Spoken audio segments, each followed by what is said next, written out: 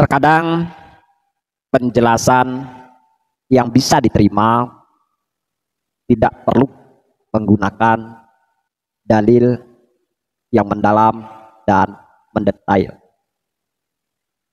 Masyarakat awam justru lebih menerima dari jawaban realita yang mendasar.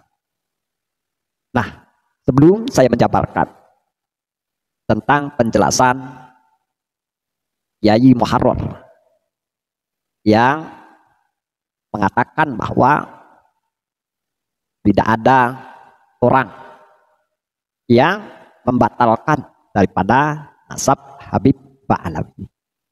Lantas, bagaimana penjelasan beliau mengenai pertanyaan tersebut? Simak video ini. Bagaimana nasab Ba'alawi itu batal? Wong sah saja belum pernah kok. Sah saja belum pernah. Seperti ada orang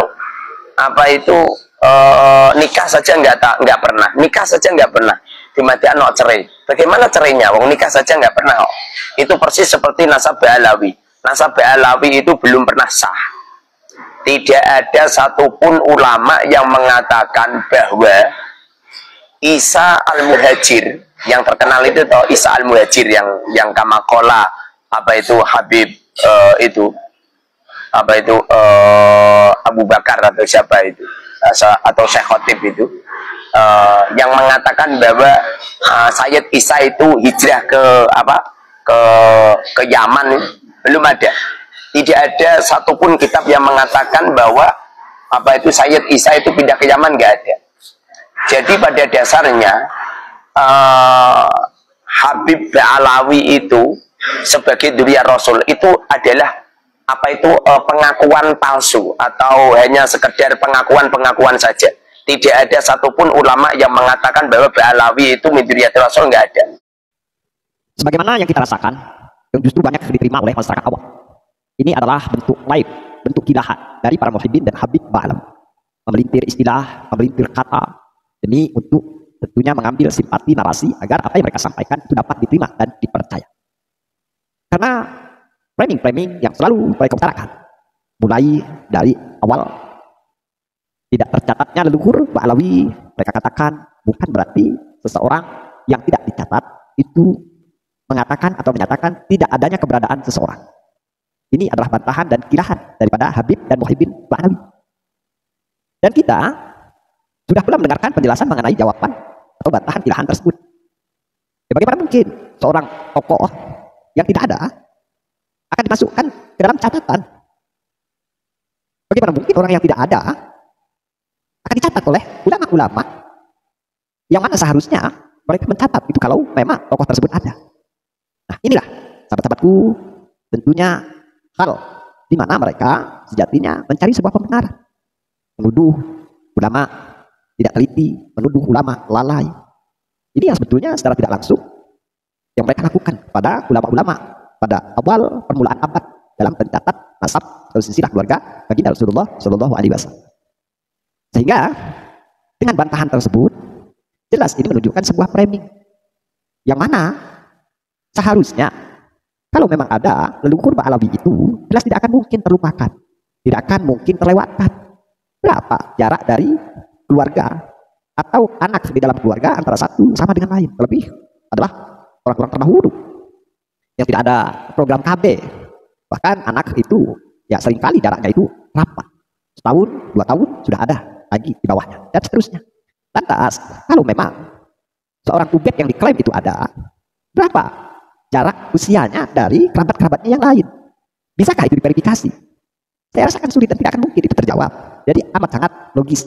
Kalau tentu jawaban atau bantahan bagaimana mungkin seseorang yang tidak pernah ada itu dicatat.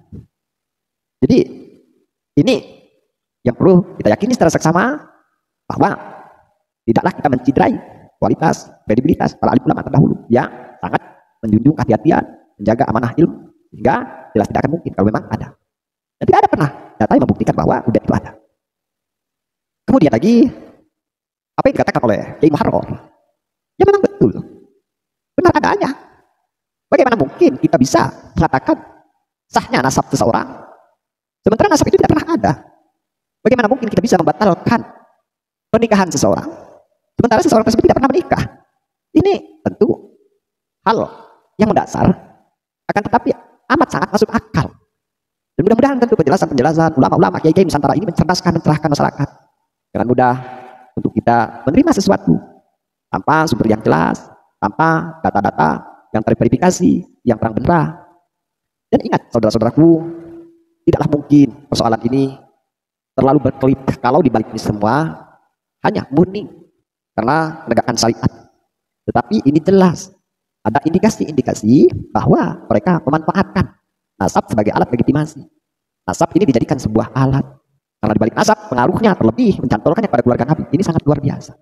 Pahami sahabat-sahabat. Kalau mereka ingin diterima oleh masyarakat Nusantara dengan tentunya sesuai harapan mereka, logika kita tentu akan menanyakan, bukankah mereka lebih layak dan diprioritaskan, diakui di negara asal mereka? Pasti mereka berpengaruh di negara Timur Tengah, terlebih di negara Saudi Arabia, Mekah, Madinah, di mana itu adanya atau sumber dari asal baginda Rasulullah SAW. Tapi kenyataannya kita lihat, sahabat-sahabatku, pernahkah kita menyaksikan ulama-ulama Mekah, Madinah ketika berpapasan mengenal mereka? Bahkan sekalipun Habib Umar yang digadang-gadang sebagai wali ketika berdiri di hadapan Ka'bah, satu orang pun tidak mengenal siapa beliau. Hingga dalam hal ini terasa aneh kalau justru mereka yang mengaku zuriyah Nabi tetapi tidak dianggap di Mekah dan Madinah. Dan kalaupun mereka diakui, dianggap oleh keluarga daripada Mekah Madinah, pasti mereka itu memiliki hak-hak istimewa di negara tersebut. Mungkin umroh gratis, mungkin ada fasilitas yang itu memang ada warisan Nabi Shallallahu Alaihi Wasallam. Lantas kemana kita tidak pernah lihat? Mereka sama halnya dengan kita, manusia biasa. Mereka bukan siapa-siapa. Maka dalam hal ini cermati, teliti, hayati ini semua. Jadi kalau mereka ini memang disegani, diakui, dihormati, ada legalitas di negara Mekah Madinah di mana itu adalah asal usul dari baginda Rasulullah SAW, tentu kita akan menerima tentang narasi-narasi mereka. Tapi mengapa mereka justru membangun narasi ini di Indonesia, sedangkan di Arab sana tidak ada pembelaan, sementara di Mekah sana tutup mata, tutup telinga terhadap mereka. Jadi ini fenomena yang amat sangat miris, dan tentu ini semua memberikan satu pengetahuan bagi kita, hati-hati dan waspada. Mungkin kalau kalimat percaya itu bisa kita terima, tapi untuk menuju kepada hakul yakin tentu tidaklah mudah untuk merealisasikan itu. Ya kalau sekedar percaya boleh-boleh saja, sama juga percaya. Cuma kalau untuk mereka diyakini sebagai keturunan Nabi, ya nanti dulu. Nah sahabat-sahabatku, mudah-mudahan ini memberikan satu pencerahan kepada kita semua, dan kita semua diberikan perlindungan dan kekuatan dari Allah. Mudah-mudahan kita terhindar dari fitnah-fitnah yang justru jauhkan kita hadapan Allah Subhanahu wa taala. Jaga-jaga, hati-hati dan waspada, itu tentu adalah satu hal yang paling terpenting untuk kita tidak mudah mengambil satu keputusan yang terlebih akan menyesatkan kita dan akan mendatangkan murka-murka Allah dan Rasulnya. Dari saya, Amangku Hakim Atos, salam akal sehat.